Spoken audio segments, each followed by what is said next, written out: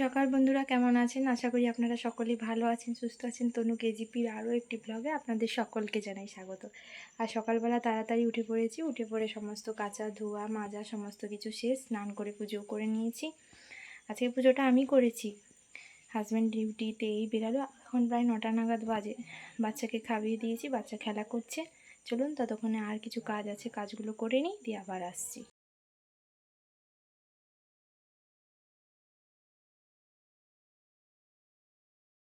আজকে আপনাদের একটা জিনিস দেখাই। এসে দেখছেন, এটা আমি মিশো থেকে বুক করেছিলাম। ওই 175 টাকা মতো নিয়েছে। চলুন আপনাদের কাছেই আমি এটা আনবক্সিং করি। আগে আমি খুলে দেখিয়েছি যদিও, তাও আপনাদের দেখিয়ে দিচ্ছি। দাঁড়ান দেখাচ্ছি। অনেক দিনের স্বপ্ন আরও একটা পূর্ণ হলো।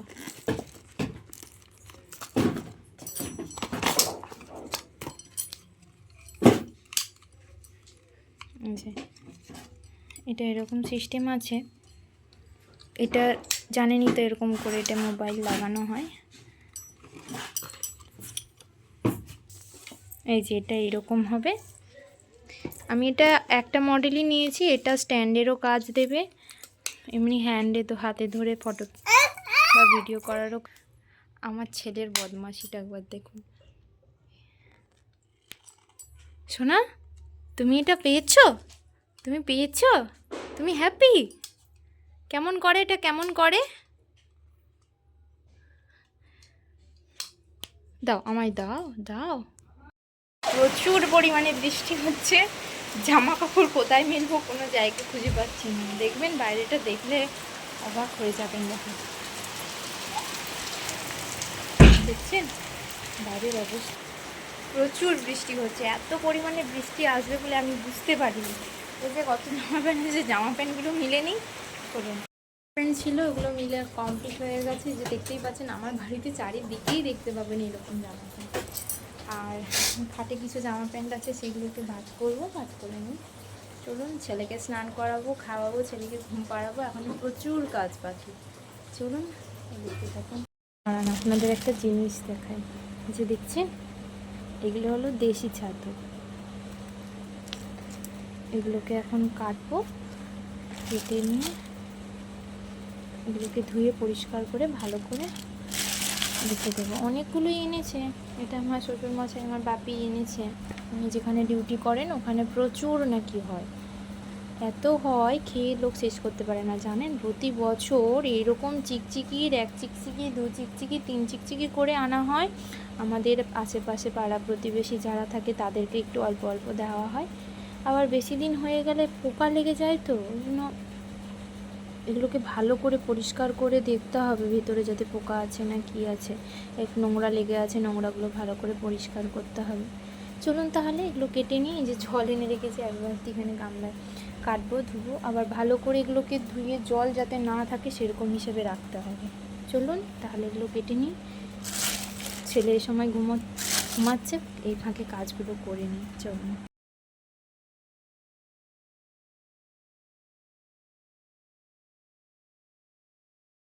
এত পরিমাণে ছাতুতে পোকা দেখে আমি এই জন্য গামলায় 1 চামচ হলুদ আর 1 চামচ নুন নিয়ে জল দিয়ে রেখেছি। এর মধ্যে কেটে কেটে ছাতুগুলো হলুদ জলে চুবিয়ে রাখলে কি হয়, পোকাগুলো থাকে না।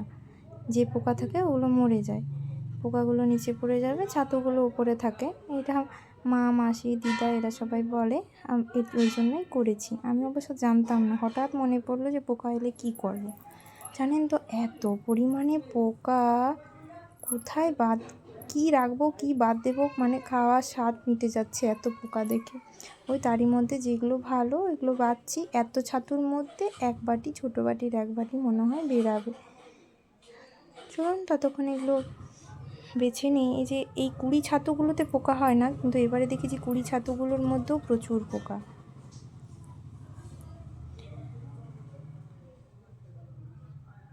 আমাদের এই বাড়ি প্রথম ছাতু আনলো, এরপরে যে কী হবে পোকার জন্য ভেবে কুল পাচ্ছি না। আর এই ছাতু কেনা ভালোবাসে না এমন কোনো লোক নেই। ছাতু সবথেকে প্রিয় হলো আমার। এই ছাতু ভাজা, ছাতুর তরকারি, ছাতুর পোস্ত, যা করবেন তাই দুর্দান্ত। এইটাতে প্রচুর পোকা, ওই জন্য আপনাদের দেখাচ্ছিলাম।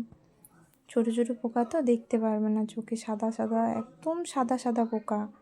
চলুন ততক্ষণে এগুলো ভালো মতো দেখে আমি বেছে নিই।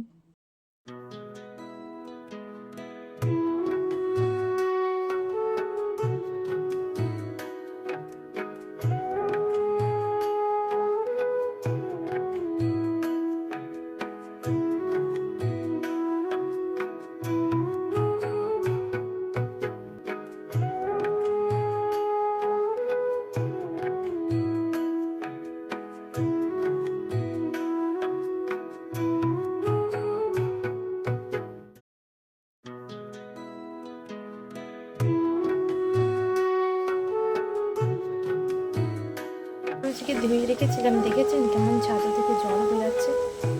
আমরা তো ছাতুই বলি, আপনারা কি বলেন না জানাবেন। আমার অবশ্য জানা নেই, আমার বাপের বাড়িতে ছাতু বলি আমরা। অনেকে কি ঘর ছাতু, গুটকা, অনেকে মাশরুম, কিন্তু আমরা ছাতুই বলি। এটা ভালো মতো জলটাই সিদ্ধ হয়ে যাবে, ছাতু থেকেই এত পরিমাণে জল হয়ে গেছে। এটাকে নুন আর হলুদ দিয়ে ভালো করে ভেজে এটাকে রেখে দেবো। বন্ধুরা, আজ ঘরের সমস্ত কাজ বাজ সেরে এসেছি রান্নাঘরে। আজকে বেলাবেলি রান্না করে নেব। ভাত বসিয়েছি, আজকে ভাত হবে, রুটি হবে না, ভাত হবে, ডিমের ঝোল হবে। চলুন তাহলে রান্না করিনি। আমি এখানে কড়াই বসিয়েছি, এখানে ডিমটা অমলেট করে নেব। ডিম ফাটিয়ে ভালো করে নুন আর কাঁচা পেঁয়াজ দিয়ে ডিমটাকে ফাটিয়ে দিয়ে এখানে আমি অমলেট করে নেব। আমি যেহেতু সেদ্ধ ডিম খাই না, ওই জন্য আমার জন্য অমলেট করে ঝোল করব, আর সবার জন্য সেদ্ধ ডিম। আমার সেদ্ধ ডিমের প্রতি ছোটো থেকেই কেমন একটা যেন লাগে। আমি ছোটোবেলা থেকেই অমলেট করে ডিম খেতাম, এই জন্য আমার বোনের সাথে প্রচুর ঝগড়াও হতো। চলুন ততক্ষণে আমি ডিমটা ভেজে নিই।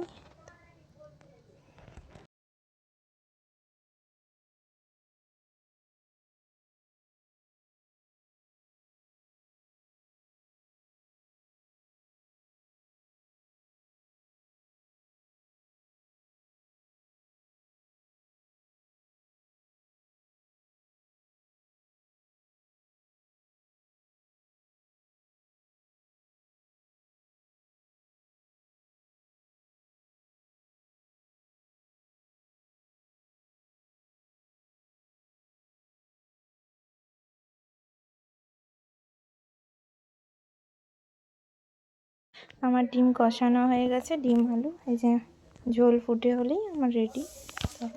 তারপরের দিন সকালবেলা সমস্ত কাজ গুছিয়ে বাসি কাপড় ঠাপড় কাচাকাচি ধোয়া মাজা করে দিয়ে স্নান করে এসেছি। আমি যেভাবে ডেইলি রুটিন মুখে যেগুলো ব্যবহার করি, প্রথমে পন্ডস একটা ময়শ্চারাইজার ব্যবহার করে নিই, তারপরে আমি লোটাসও ব্যবহার করি, যখন তখন পন্ডস আর নিভিয়া, এই তিনটের মধ্যে যখন যেরকমই তিনটে আমার মুখে শ্যুট হয়।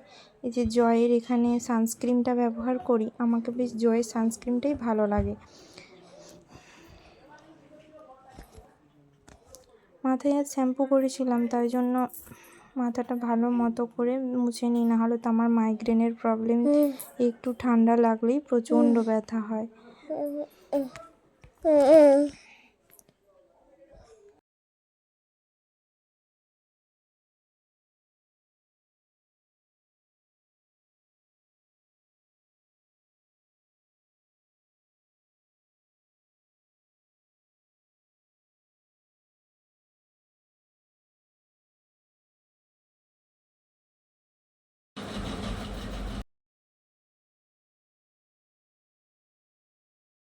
এখানে পুজোটা করে নেব। সমস্ত কিছু জোগাড় করাই ছিল, আমি এসে শুধু এখানে ধূপ প্রদীপ আর ফুল জল দিলেই আমার পুজো কমপ্লিট হয়ে যাবে। আজকে অনেকটা বেলা হয়ে গেছে তো, তাই জন্য ঠিক মতো আর করা হলো না। চলুন পুজোটা করে নিই তাহলে, আপনারা দেখতে থাকুন।